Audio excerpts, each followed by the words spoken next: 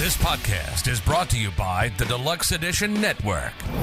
To find more great shows on our network, head over to theden.show. Hold on, stop. Welcome back to the Shit Show 2.0. Okay, Boomer. Damn millennials. Wow. Did not know that. Even flirters who are obviously mentally ill. You want to be my wife? Oh, this is gonna go downhill real quick.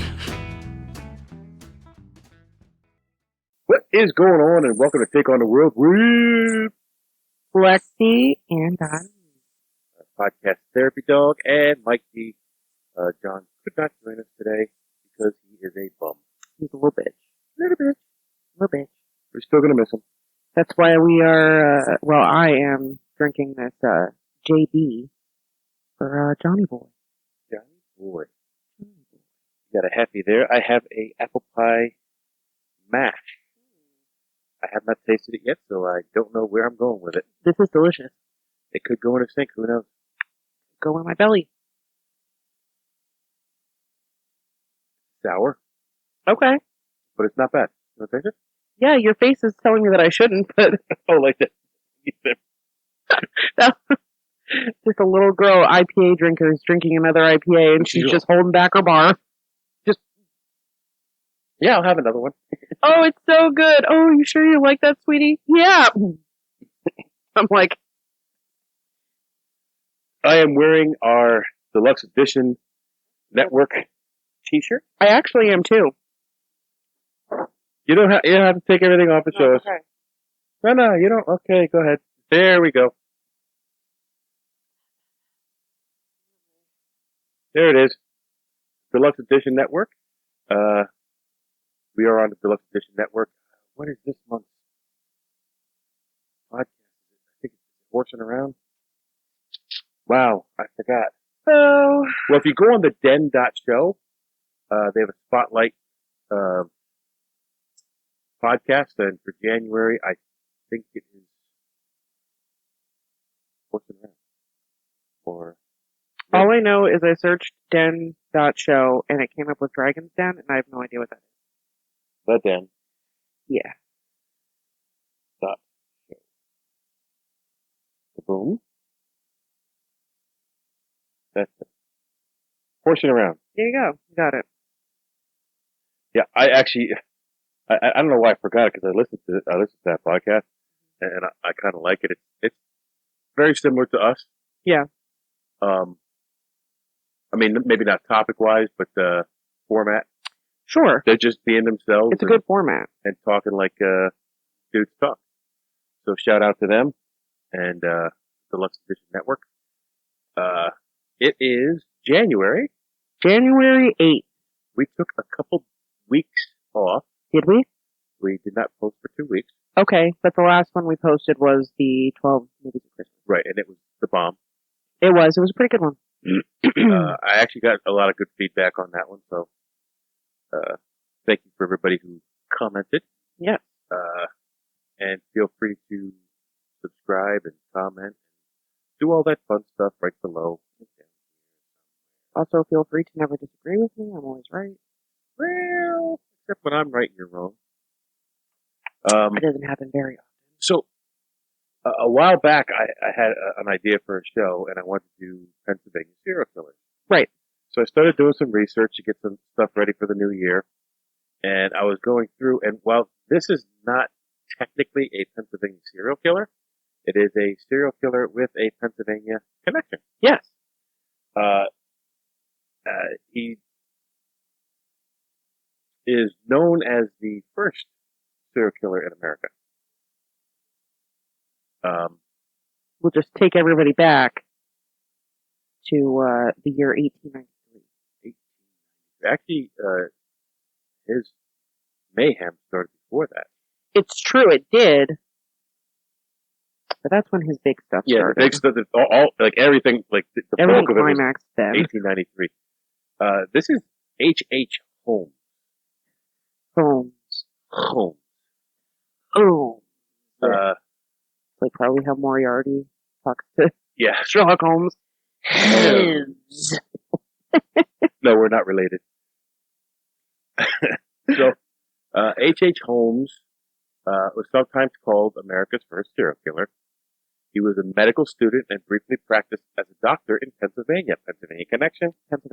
Hence, it fit into my Pennsylvania research. serial killer, yeah. He killed between 9 and 27 people, but they think his body total could actually be much, much higher and could have reached up to 200. Well, there's some debate on it. Yeah, there's a lot of debate on it. There's actually a lot of debate on the 27. There's so much big drama in this case, and I followed most of it so far. This was something that like I looked up when I was probably still in high school. They just had a special on Netflix. Really? Yeah, and I would watch it all the time. Oh, when you were in high school? Yeah, like it's still there, I think, but it was good. I think that one of the reasons there's so much debate about how many people he killed or how much mayhem he actually caused, and ultimately what that house that he built is actually like. And we'll get to that. I did a little Johnny jump ahead there because he's not here. I got to do it for him. Exactly. It was 1893, so record keeping and someone turning up missing wasn't a big deal. And unfortunately, a lot of the people that he targeted were people that many things could have happened to. Some of them were people that just wouldn't be missed. A lot of them he manipulated. In some ways, a lot of these women helped him in his crimes, and technically men helped him in his crimes in, one way or another, whether they knew it or not. But and a lot of this took place in 1893, and everybody knows in Chicago, 1893, the World's Fair. Yep, big Chicago World's Fair. Everybody knows it. I didn't know it. Anyway, so there was a lot of people coming into town that normally wouldn't have been there, and if they turn up missing, they could turn up missing and nobody would.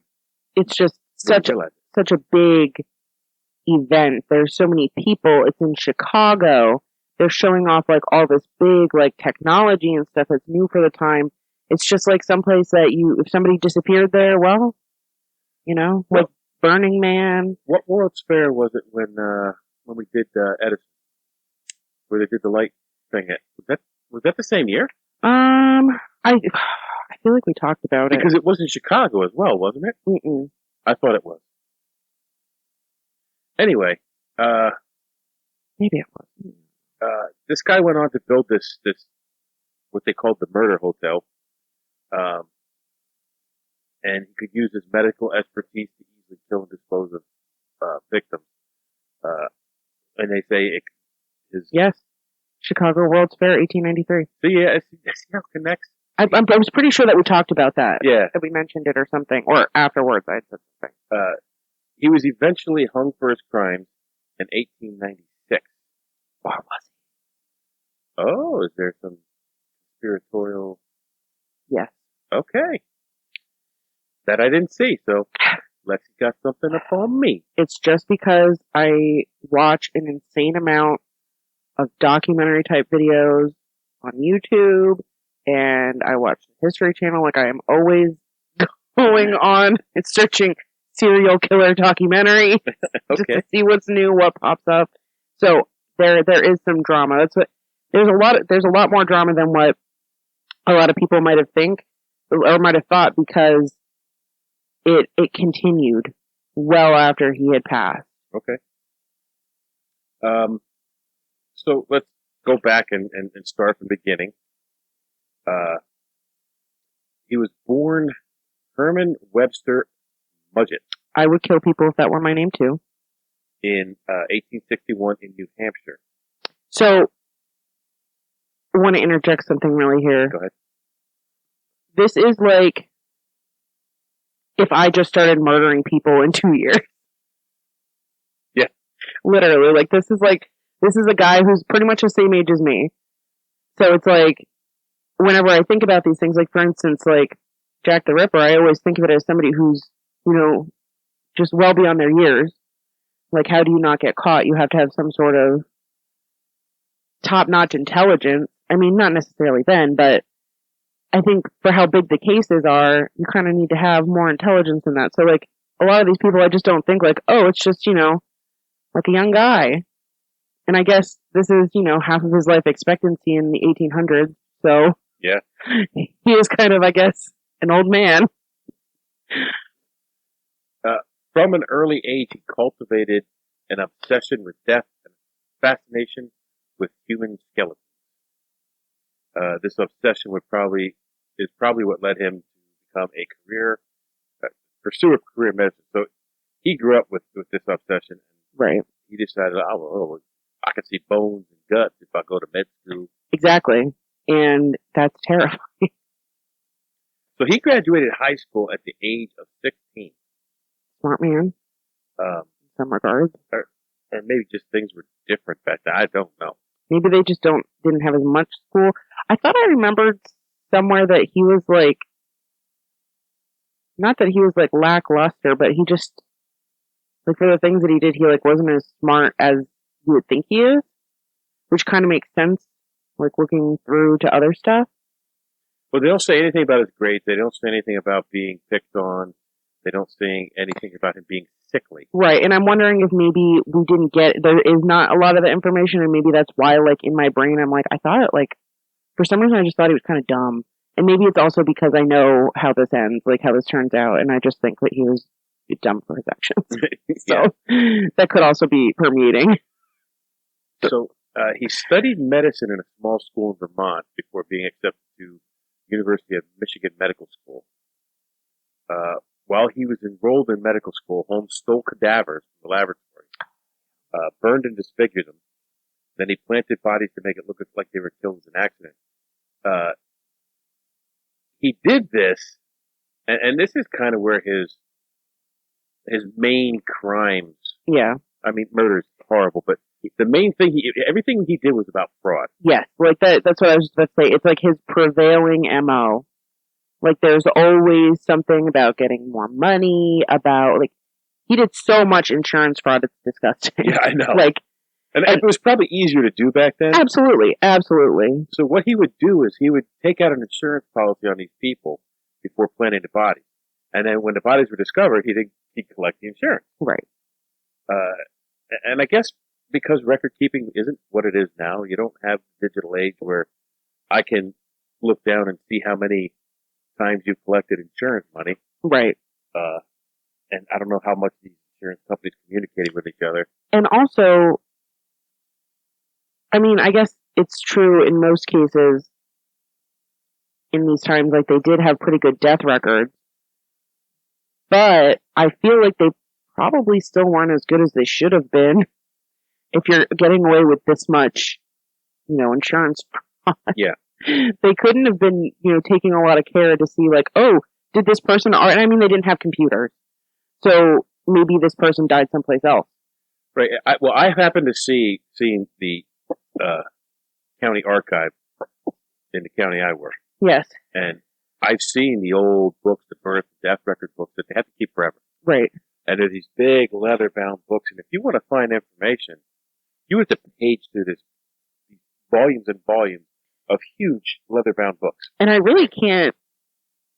Are they alphabetical or are they just by date? I think it's just. I would think it was just by date. Today somebody died. Yeah, that's right. And then, so even imagine it's even harder to find somebody because you're like, oh, somebody claimed that this person died. I can't just look alphabetically in this book and figure out when they actually died or if I have a record of them. Right. So he passed his medical exams in 1884. After school, like the same way he was in college, he worked at an anatomy lab, and he would mutilate the cadavers and continue to defraud insurance companies. This next thing is like, it came out of the blue for me. Yeah. So I guess he was in New York, and he was the last person seen with a missing little boy. Yeah. And there was no other information other than that. It wasn't that the boy was found dead, he was molested. There was no other information except he was the last person seen. I want to say that that's one of the things that it was talked about a little bit more in some of the documentaries that I watched. Like, there is a little bit more information on it, but it's just one of those things where you just, I don't know. I'm watching that D&D campaign, and there was like this guard captain, and she's just kind of like, I don't know, like that's over in that city. Like, I don't know what goes, like, that's not my jurisdiction. And I kind of feel like that's how it was. Yeah. And I need to worry about my place. I can't worry about yours. right. And I think that's very realistic, especially in those times. And you look forward to other serial killers, some that we've talked about, like Ted Bundy, Ed Kemper, John Wayne Gacy. There's somebody else that I'm specifically thinking of that I can't remember their name. It's not Charles Manson, but around that time. But, like, you look forward to these other cases and you realize this is something that was bad even then. Like, Ted Bundy, I'm pretty sure it was such a huge deal that the police in Seattle contacted the police in California or wherever it had been. I'm pretty sure it was California. But they contacted them to say, hey, what information do you have on this guy? That was the 70s, right? Yeah. Yeah, well, in the 70s, like, police work and communication between departments. That's when it started. It started going on the uprising. Yeah, NCIC. Because I think of things like Ted Bundy and the Night Stalker. Yeah. Stuff that I'm trying to think of. That's where all this. That's what not I all of thought it, you were but, trying to think of. Because yeah. That's where a lot of that did came. The Night Stalker. Yeah, the Night Stalker. And, like, even looking down, like, towards Florida, like, there was the, Gainesville Ripper? Gainesville Ripper. That one was another one where there were other murders that could have been linked to him that they're kind of unsure about. What did we just do where there was actually 3 serial killers operating in the United States at the same time, all with a similar MO? And it really threw them off in catching them. Me and John just did it. Are you sure it wasn't the Zodiac Killer? No, it wasn't Zodiac. Was it Trash Bag Killer? I think it know was Trash Bag Killer. who you're talking about because I feel like I just watched an infographic show on them. Because I feel like this sounds familiar to me too. Yeah. But that's like something that you see in a lot of these cases where they didn't talk to each other. It's like, okay, well, that's your city. This is my city. The late 1800s, you just didn't have the communication No. capabilities that you had going into the 70s, 80s, 90s. Right. And now. All thanks to 1893 Chicago World's Fair. Boom. Here we are. We come full circle. So right after school, he also worked as a pharmacist in Philadelphia, which you'll also see the pharmaceutical field becomes part of his main line. Kind of has to. He gave a customer, I guess he prescribed the wrong pills or filled the wrong prescription, Yeah. and the customer died. So because of, being seen with this little boy, the cadaver stuff was starting to catch up to him, I think. Yeah. A customer dying at the pharmacy, he said, I need a fresh start. So whether it was those scandals. He's like, I've kind of sucked the East Coast dry, what it's worth now. I'm going to get the hell out of here. So sometime between 16 and 25 years old. Was he was already married when he left Pennsylvania, though. Didn't know nothing about marriage. It came up no place in my. Really? I went on. He did have a wife. I think he had several wives at the same time. Yes, but I thought that was after he was in Chicago, but I don't know. All they said was he had several wives at the same time. Because I don't want to get too far ahead, but there's something that comes up later where he rides a train, like halfway across the country. You got more research than me? I've been watching stuff about H.H. Holmes for 10 years. I've been waiting for this. I've been waiting for this. So somewhere between 16 and 25, Mudgett changed his name to Henry Howard Holmes. And later in life, he'd be known as H.H. Holmes. And either do you know this? Because it wasn't clear. Like, I was on, like, Murderpedia and, a serial killer website, and each one of them had a different date. And then the wiki, it's my fallback is always like, okay, what do they say on the Wikipedia? Right. Because And if it matches, it's probably that one. yeah, so Wiki Was was also a different date. So either 1885 or 1886, he moved to Chicago That sounds right. with his new name, and he began working at a drugstore on 63rd Street. That portion of the city wasn't really built up yet. It was, It's like, if you look at pictures of this part of the city from 1885 or 1886, it looks like more of a residential area. Right. It looks like more of a residential area, kind of like one of those places where you have almost like, not a development, but like that kind of feel where it's just a lot of houses and stuff, and then they put a Walmart there or something. That's kind of what it's like. And there was still a lot of open space. Right, because before the World's Fair, which is coming up in 7 years or whatever, before that, there was, like, that was kind of like the culmination of everybody coming together, and we're going to do science stuff, we're going to do stuff to improve the world. This is kind of like almost peak industrial revolution. Yeah. So you're looking at, going from a city where people live to now a city that is going to be like at the forefront of the world. People came from all over the world. So all of a sudden, Chicago is on the map. Is on the map. It's Chicago. Yeah. You know what I mean? Like, I was joking around, and it was, I can't remember if it was Detroit or Chicago, but it was one of those dirty cities. And that's just kind of how you see it now, because Chicago is so big now. And this is before all that happened. This is like, driving down the road, and there used to be all fields around here. Now there's the McDonald's and the Walmart and the Cabela's, and you can remember like when that wasn't there, and that's kind of what like this is. Like, it's kind of like looking back at something like that and saying like, oh, I remember when that wasn't here. And but the World's Fair created a boon in right, it put it on the map. Yeah. So he used his knowledge of medicine, and they said he was a very charming person. Which, I mean, I think he's kind of ugly, so I guess you'd have to be charming. Yeah. That's why I don't need to be charming. Right. Holmes was fashionable, bright, and likable. Again.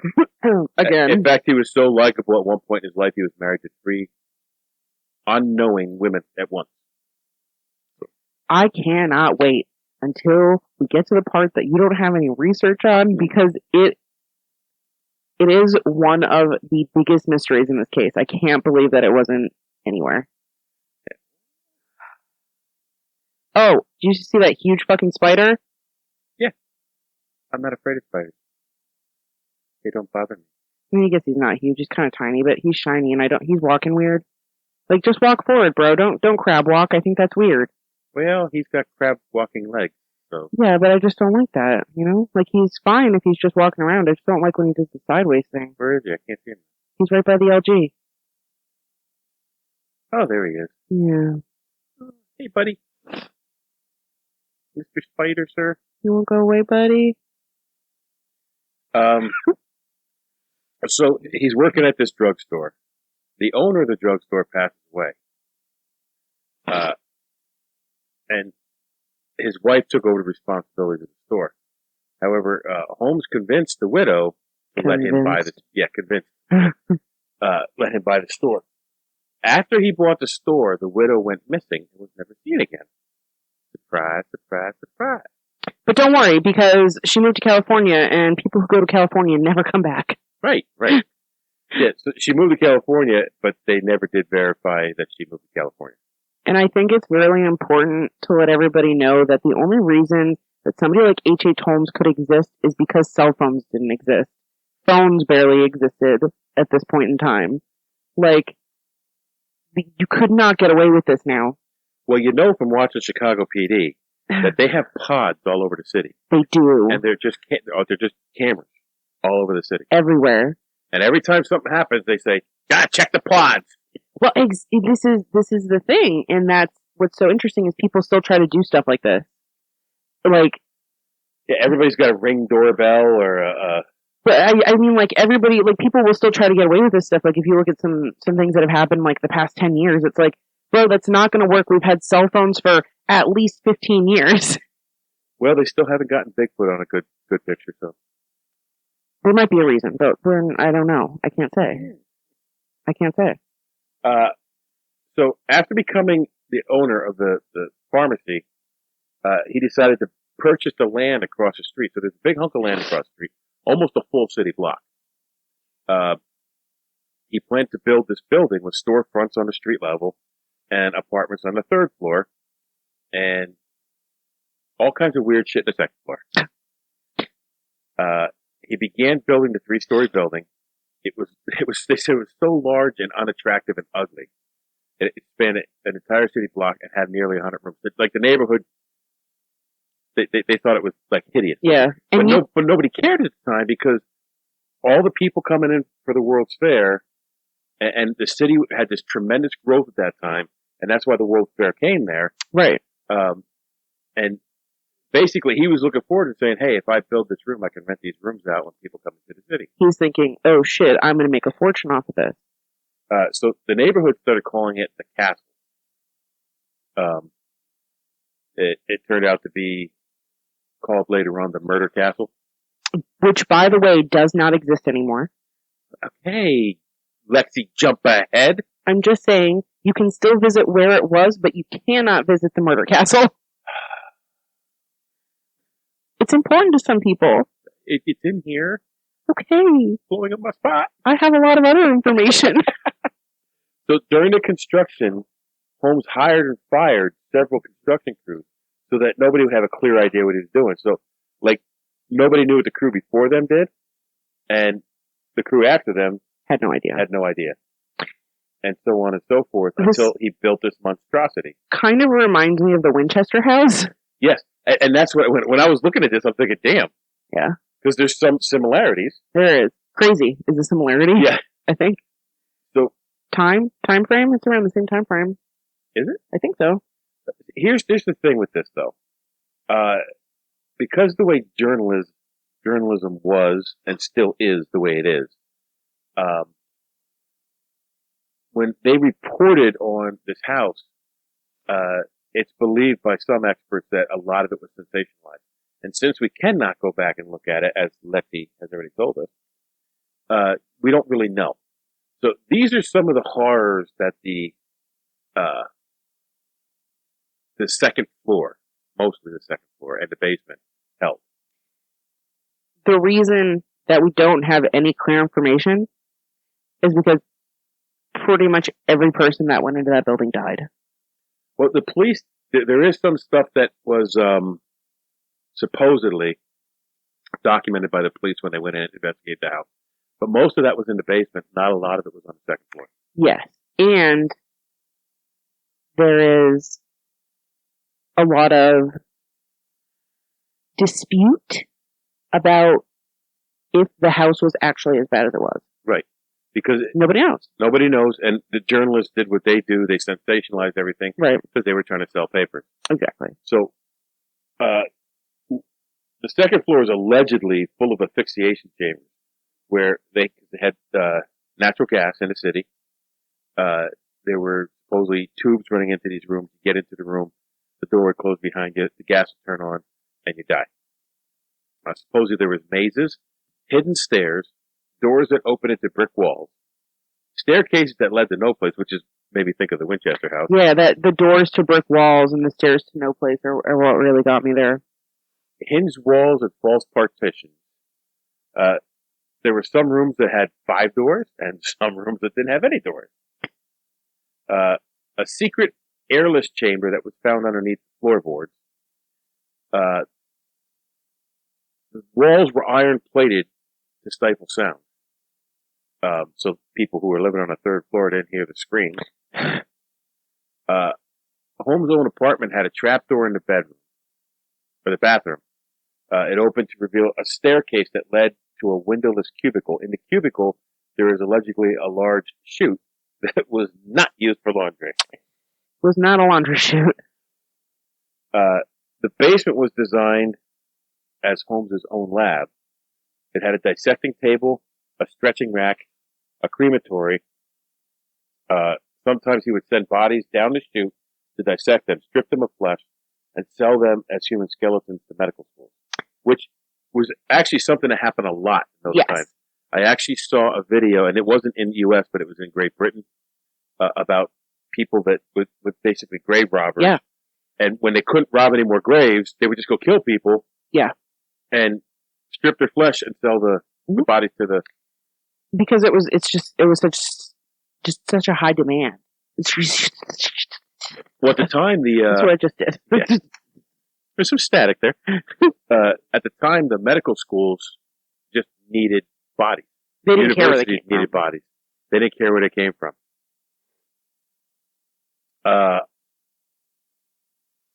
All of the doors and some of the steps were connected to an intricate alarm system. So if you stepped on a step coming up, an alarm would go off. You were walking down a hall, a floorboard, a buzz would sound inside Holmes' bedroom. Again, it should be noted that these descriptions have been met with some skepticism by historians, especially in recent years, and it's worth keeping in mind at least some of the designs may have been exaggerated or even invented by the newspapers of the era. The construction was complete in 1891. So this was 2 years before the World. So once it was done, and I think actually even before it was done, he would place ads in a newspaper offering jobs to young women, and advertise at the castle that they would be able to live in the castle if they worked for him. He also placed ads presenting himself as a wealthy man looking for a wife. So he was on Match.com in 1891. Yes. This podcast is brought to you by Bear Claw Kitchen. Head on over to bearclawkitchen.com and check out their amazing selection of granola bars and granola snack packs. They also have hazel and spice granola butter, maple syrup, pancake mix, and a few different flavors of jam. So, once again, head over to bearclawkitchen.com and use code DELUXE15 at checkout to save 15% off your entire order. And then it's time to devour and claw on. All of Holmes' employees, hotel guests, fiancés, and wives were required to have insurance policies. And he told them, I will pay the premium as long as you list me as the beneficiary. I'm like, no, thank you. Absolutely not. No, I'll get the insurance policy, but I wouldn't let my best friend get an insurance policy out on me. No thanks. Most of his fiancés and wives would suddenly disappear, as did many of the employees and guests. People in the neighborhood eventually reported that they saw many women enter the castle and would never see them exit. So, again, in that time, there was a lot of transient people that were going from place to place, traveling through, especially Chicago, to the far west, California, whatever. I don't know what was around at the time. Yeah. But they would travel through these cities, and they wouldn't be there long. And when they disappeared, nobody thought anything of it. Isn't this one Around the World takes place? What is that movie, Around the World in 100 Days? They're in like an air balloon or something. It's like really insane for them. Chitty Bang Bang? No, it's like really insane for them to be doing this at this time. I think it's around. Could be. Or early 1900s. In 1893, Chicago was given the honor of hosting the World's Fair, a cultural and social event to celebrate the 400th anniversary of Columbus discovering America. Insane. It's on many levels. The event was scheduled from May to October and attracted millions of people from all over the world. When Holmes heard the World's Fair was coming to Chicago, he looked at it as an opportunity, not only to expand his killing. Yeah, so a good point here to make would be, or a good point to make here would be that he was going to do this anyway. Yeah. It wasn't for the World's Fair. No. he was just going to do this anyway. And he was just like, oh, I had a really good idea. I did this. I executed this at a really great time. I'm in luck. The influx of people just made it so much easier. Yeah. And he looked at it that as an opportunity.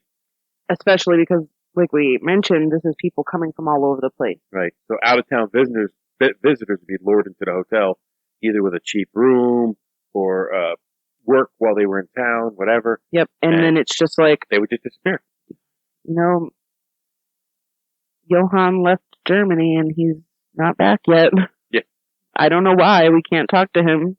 He decided to stay in America, and it takes really a long time for a letter to get home. Yeah, Holmes would send a letter and say, oh, yes, hello, is this the family of Johann? I just want to let you know, he's just going to stay here. Yeah. That's pretty much what this guy does, and it's insane that it works. So maybe this is while he was doing the train traveling? So throughout all of this, He did. Holmes traveled throughout the U.S. committing insurance scams with an accomplice, Benjamin Pitzel. Pitzel, Pitzel. I think. That's how I've always heard it pronounced, but it could be Pitzel. Pitzel. Pitzel. P-Zilly. That is an important name. Yes, it is. Once the World's Fair had ended, Chicago's economy went into a slump, and Holmes abandoned the castle and focused on his insurance scams and committing random murders along the way. Now, what sucked about the research for this one, and as opposed to other ones we've done, we were able to run down a list of victims and maybe just honor the victims a little bit, because I don't like boosting up the killer. Exactly. I like honoring the victims. We're not talking about this to give, H.H. Holmes some sort of vindication in his death. No. It's just about, this happened, this is fucked up, and let's learn from it. Let's not repeat history. Exactly. However, there is no list of victims for this guy. Because there is no way to know. Right. And like we said, this is he's known as the first serial killer in the United States. So, although it's pretty much been debunked that he's not. Yeah, but I'm just saying that's how. But that's how he's known, because this is like the first time that this was in the mainstream for America. I think is a better way to say it. He's the first mainstream serial killer. These crimes are so off the cuff compared to a standard everyday murder. Right. That people were like, I cannot believe this. A lot of the people that they put on his victim list are just people who were in the areas that he was in and have never been seen again. Right. So that's why his victim list could be 200 or it could be 9. Yeah, literally. During this time, he was stealing horses in Texas that he'd ship them to St. Louis and sell them. And he made a fortune doing that. He made a ton of money. He was arrested for this swindle and he was sent to jail. While he was in jail, he concocted a new insurance scam with his cellie, or as they called it back then, cellmate. In the business, we call them cellies. What was it? Marion Hedgepeth? Hedgepeth, I think, yeah. Holmes said he would take out an insurance policy for $10,000 to fake his own death. $10,000 is a lot of freaking money. That's a lot of money back then, especially. It's a lot of money now. Then he would provide Hedgepeth with $500 in exchange for a lawyer who could help him if any problems arose. I'm going to get $10,000. You got $500 and a lawyer, though. Right. Because he wasn't doing the hard part. Right. You're not dying. I am. The problem is, he pretty much did do the hard part. Holmes then decided to... Okay, hold on. I skipped something. Find him a lawyer who could help him. Once Holmes was released from jail, he attempted his plan. However, the insurance company was suspicious and did not pay him. So, Holmes then decided he would attempt a similar plan in Philly. So he's going back to his Pennsylvania roots. This time he would have Pitzel, one of them, fake his own death. However, during the scam, Holmes actually killed him, Pitzel, and collected the money for himself. And in 1894, hedge path back in the sink. He was pissed off that he didn't get any of the money from the initial scam. So he told the police what Holmes was planning. This is when shit starts going down. Yeah. Benjamin Pitzel's wife contacts Holmes. Where the fuck's my husband? Pitzel has kids. Holmes is like, we'll work something out. Continue. Because it comes up right in the next paragraph. So the police are looking for Holmes now. They know what kind of scams he's doing. They know how to find him. And Holmes is like, all right, Ben's wife. I forget her name, Mary, maybe? I can't remember. All right, Ben's wife. I have an idea. Let's get this fixed. I don't know. I can't remember what he told her happened to him, or if he said, I don't know what happened to him, or there was not, I don't remember. But he somehow convinces her to let him take the kids, or he just takes them, and he takes them on I think the idea is he's taking them back to Chicago or someplace, and the mom's going to follow after them eventually or something like that. Well, he takes these kids, turns policies out on them, and kills them on the way to wherever he's going. They were in Canada. Yeah. Canada. And they found, I think it was one or two of the boys they found someplace on, the train tracks, on the side of the train tracks, and that's how they kind of followed him, essentially. And those are the kids that he murdered. Yeah. So, it takes a piece of shit to kill someone. Oh, absolutely. It takes a real low-life scumbag piece of shit to kill kids. Yeah. So the police tracked Holmes. They finally caught up with him in Boston, where they arrested him and held him on an outstanding warrant from the Texas horse swindle. Insane. At the time of his arrest, it looked like he was about to flee the country, and the police became very suspicious. So the Chicago police investigated Holmes's castle, where they discovered his strange and efficient method of committing torturous murders. Many of the bodies they located in the castle were so badly dismembered and decomposed, it was hard for them to determine exactly how many bodies they were, if they were human or not. And the first clue about the bizarre floor plan's true purpose came to the cops in a pile of bones they found down in the basement. Some of the bones were in some acids that were eating away at the bones. Most of the bones were from animals, but some of them were human. They were so small that they almost certainly belonged to a child. One who was no more than 6 or 7 years old, which, again, low life of the highest order. When the authorities descended into the cellar, the scope of the building's hidden horrors were finally revealed. Besides blood-soaked operating table, they found a woman's clothes, another surgical surface nearby, along with a crematorium, an array of medical tools, bizarre torture devices, and cells of acid, which he used to dispose of the bodies. Holmes' fascination with dead bodies apparently lasted long past college, and obviously, I can't imagine cops of that era walking into that. No. And how it smelled. It smelled awful, and it's like this is the first time that they're ever seeing something like this. Yeah. The police investigation spread through Chicago, Indianapolis, and Toronto. And that's where, Toronto was where they discovered the bodies of Pitzel's children who had gone missing. They linked Holmes to those murders somehow. And it doesn't really specific.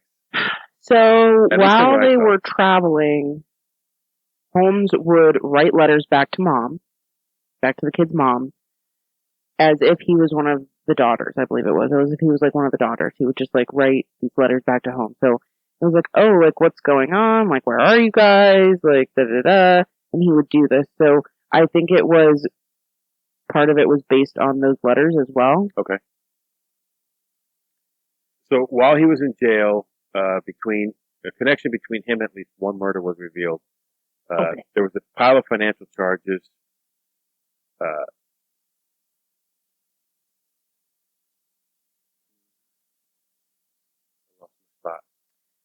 Oh, a pile of financial charges. But then they're like, oh, you also did all this shit? Okay. He was officially linked to 9 murders total. Although when he was giving his confessions 3 different times, he gave different numbers. And he committed to at least 27 murders, but every time he confessed, he would give him a different number. So the true amount of victims is impossible to corroborate because the home was specifically equipped for Holmes to disintegrate leftover body parts in acid baths or burn them in the stove. So, like, you don't know how many people were burned. Right. It says in one pile of ashes, an investigator found a gold chain from a woman's shoe. Oh, like, those penny loafers. Yeah. or like, a high heel with Yeah. just a Very true. a dainty little chain on it.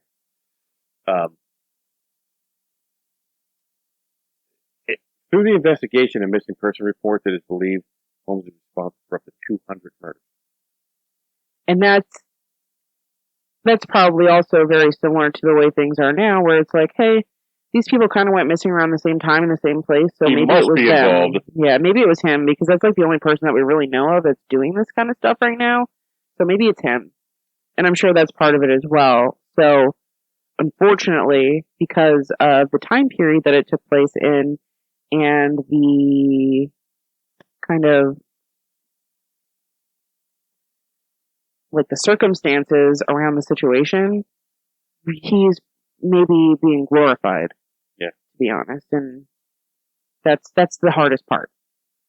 So when he went to trial, for the most part, he represented himself. And it is said that he displayed classic grace and a remarkable familiarity with the law. Kind of have to. And that was one of the newspapers saying that, so, you know how journalism is. Yeah. His charm wasn't enough for the jurors. He was ultimately sentenced to death by hanging. Bye. So he had a request for when he was hung. This is my favorite part of this entire thing. I know what people are going to do to my body when I'm hung. So what I want you to do, my request is, you encase my body in cement within his coffin, so that nobody can get to him and do the things that he did. To other people. Yeah. So in May of 1896, H.H. Holmes was hung. The execution was an agonizing affair. When the floor dropped beneath him, his neck didn't snap like he was supposed to, and he lay twitching on the floor for about 20 minutes before he was pronounced dead. Good. You want to give me your conspiracy theory? So, there was a theory that H.H. Holmes would have never let it end this way. I think this might have been a theory by one of his relatives. I know one of his relatives was involved in it because they exhumed his corpse. Okay. Somebody said, that's not him in there. Like, that is not him. Like, he was too clever. Like, he had somebody switch places with him. Like, I don't believe that that's him. So they exhumed his corpse in the mid to late 2000s, maybe 2010s. Maybe it was like 2010 to 2015, somewhere around there. They exhumed his corpse. They went in. They broke open his coffin, which was filled with cement. And his remains were there. So what, was it him? It was one of those History Channel things where they like, yeah, like, I still don't believe that this is H.H. Holmes, but we think that it is though. Yeah, we're pretty sure it is, but we don't know. Yeah, like there was still some mystery that they couldn't figure out, and this is where I learned a lot about, like, the train travels and about, like, his other wives and stuff, because this is all information coming from kind of like a first-hand source, like a maybe a family member or something. So keeping that in mind, after all this happened, some strange fates befell the people connected with the case. The man who initially tipped off the police about H.H. Holmes, which was Marion Hedgepeth, was shot by Chicago police officers and killed. which Chicago PD in on that? Did I just uncover a new conspiracy? The warden of the prison where he was being held committed suicide.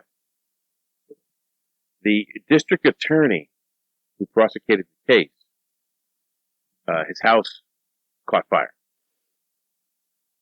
Alan Quillen, former caretaker of the castle after Holmes, who knew the most about the haunted building, died by suicide in 1914. Just 20 years after this. He left a one-sentence note that says, "I cannot sleep." Or, "I could not sleep." Well, I don't kill myself because I can't get sleep. I think the implication here is that he's not killing himself because he can't sleep. He's killing himself because of the things he was complicit in. Or the ghost. Very true. As for Maybe they the, were shaking his bed. yeah, He just couldn't sleep. John, get off my bed. not I'm funny. trying to sleep. Not funny. Did you know that you went to Colorado? Did you? Did you know? I knew. As for the murder castle itself, it is no longer standing today, as someone, Johnny Jump Ahead, mentioned. Or Lexi Jump Ahead. Lexi Lunge Ahead. He's not here. We have to. This We is have the John. homage. We have the homage to John. We have his knife. This is Johnny Boy. Wood with knife in. And if anybody can see my when in doubt, drink a stout glass. It's another official Take on the World beer tasting glass. Nice one. It's good. Anyway, the structure. Did it burn down? Yes. It was short. Okay. Let's go back.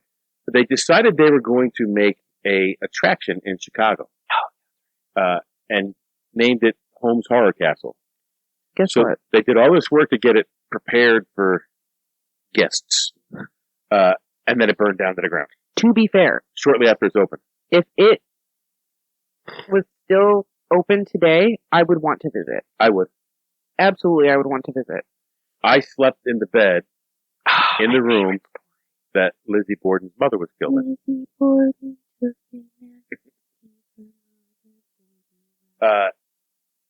So it was gutted by fire. They say it was started by two men who were seen entering the building at night. So the remaining structure was torn down in 1938. I want to say nobody was sad that this building burned down. No. It was kind of like a mar on something great, which was the World's Fair. Chicago at the time. If you go there today, an even scarier sight you will see, it's a post office. It is. I've seen the post office, not because I've been to Chicago, but because it was on the exhumation of the H.H. Holmes video that I watched. I have been to Chicago. Well, I have technically. I was in the airport. Well, no, I lived just north of Chicago for a short period of time. Right. But, And I used to love Chicago, but I hate Illinois now. I've never been there. Shitty guy.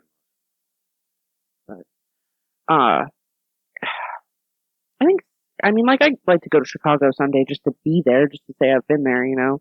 I saw Monsters of Rock in Chicago. Why? What do you mean? It was a great concert. That was the first time I saw Metallica, and they sucked. The sound was not Well, Metallica does suck. good. No. R.I.P. Napster. So, That is H.H. Holmes. That's H.H. Holmes. He is a fucking creep. Fucking Herman Webster Mudgett. Blech, no wonder. I'm sorry, if you don't want your kid to be a serial killer, don't give him a stupid name.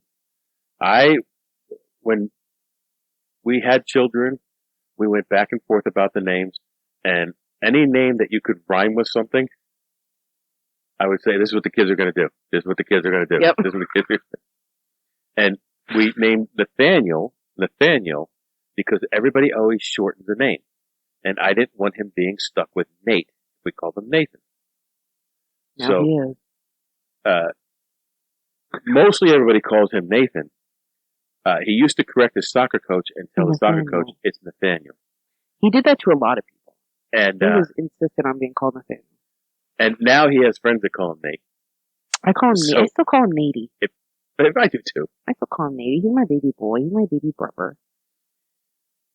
But I call him just- Monkey. Monkey, yeah. Monk.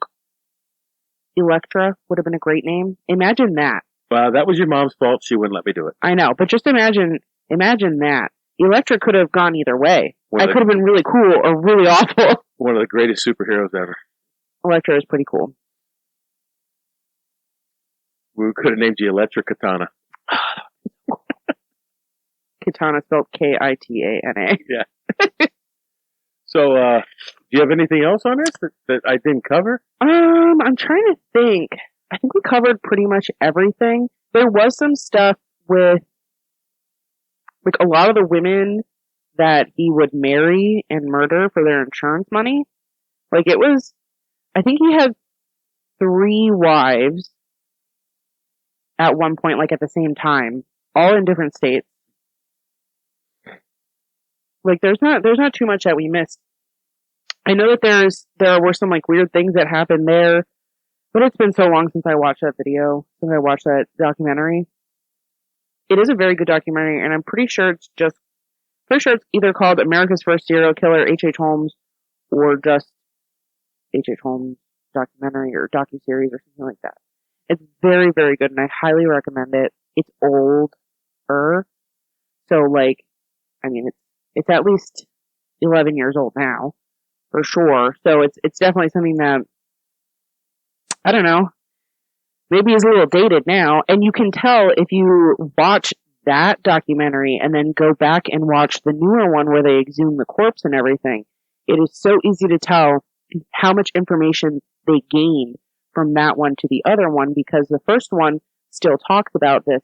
We're not sure how many people he killed, and his home was a murder castle. And in the new one, they kind of say, this is all the alleged, these are all the alleged things. This is what we know for sure, and this is what people debate about. But apparently they connected him to 9. Yes.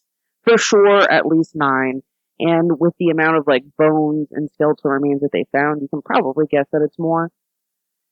He confessed to at least 27, but he gave different numbers every time he confessed. So We don't know. who knows? It's one of those things where you're never gonna know the entirety of the story. Exactly. And unfortunately, that's, I think that's just the way it is, because he's dead. It's a different time now. The only way that we will ever know anything is if, and I mean, they can't, because a lot of these people were cremated, but, like, if you could get a hold of those bones, but they would have to have, like, DNA from everybody. Yeah. To be able to even say, I mean, I guess they could look at it and they could say, oh, this DNA looks congruent with somebody who lives in this country, or, you know what I mean? Like, I'm sure they could do something like that, but we're never probably going to know who these people were. Nope. So H.H. Holmes, a real shitbag of a person. Absolutely. One of America's first serial killers. I'd like to know do you know who they have listed as America's very first serial killer? Like, for sure? I want to say it was either a woman or a couple. Really, a woman? That's an oddity. I think it was in the earlier 1800s. I'll have to look it up. I don't remember who it was, but I know that they said that there were a couple people active around that time. They're just not exactly sure, which would have come first. And again, how many people have at that time could have been killed and they got away with it? And part of this is because H.H. Holmes has been doing this for so long. At this point, he's been doing it for what, like 10, 15, 20 years. So there is a lot of speculation that he did not just make this house and decide to kill people. That, I mean, obviously he's been doing these, you know, insurance fraud scams, stuff like that. So there's a lot of information that points to he probably did this before, at least once or twice. You've got to get the idea from someplace. So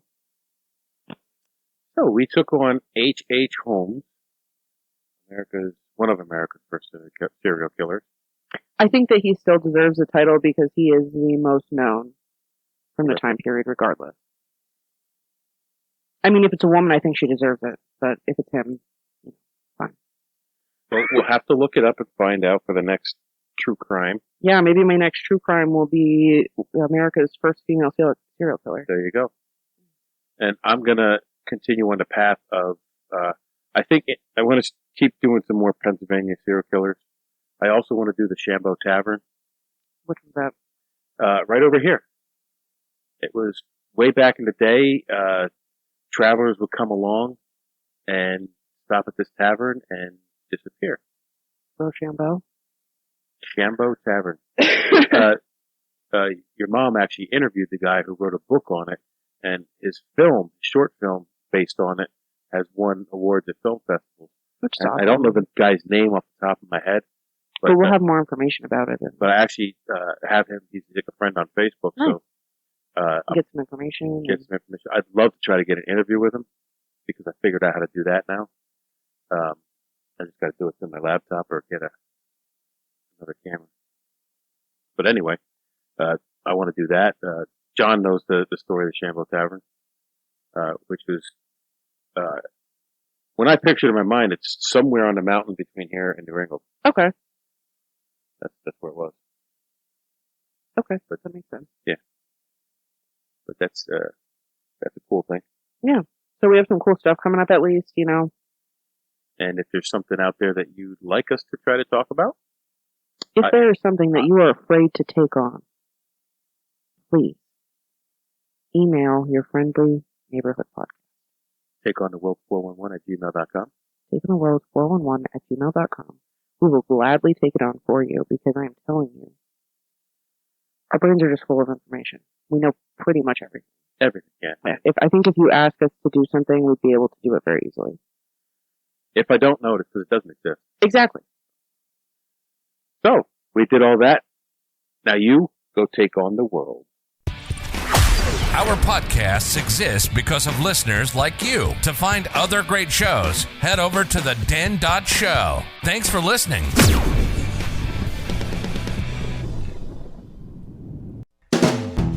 Hold on, stop.